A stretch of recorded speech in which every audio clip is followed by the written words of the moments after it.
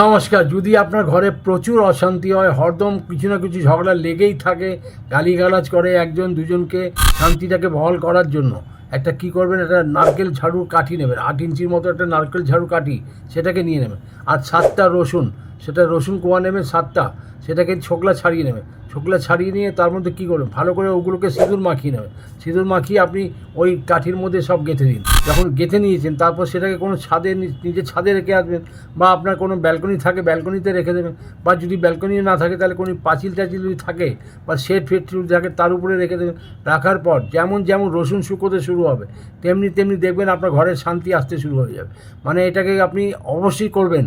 যদি ঘরের মধ্যে প্রচুর অশান্তি হয়, কেউ কার কথা শুনতে চায় না, এটা নিশ্চিত রূপে রামবাণ কাজ করবে। আমি এটাকে একটা বলছি গুরুত্বপূর্ণ তান্ত্রিক ক্রিয়া। 7-8 দিন পরে দেখবেন এটাকে তুলে, সেটাকে তোলার পর, সেটা হয়ে যাওয়ার পর আপনি কী করবেন, কোনো নদীতে, গঙ্গায় বা কোনো জলের মধ্যে বা কোনো নোংরা জায়গায় ফেলতে পারেন, কোনো অসুবিধা নেই। যখন এটা ক্রিয়াটা হয়ে যাবে, আপনি দেখবেন যে আপনার ঘরে শান্তি ফিরে এসছে।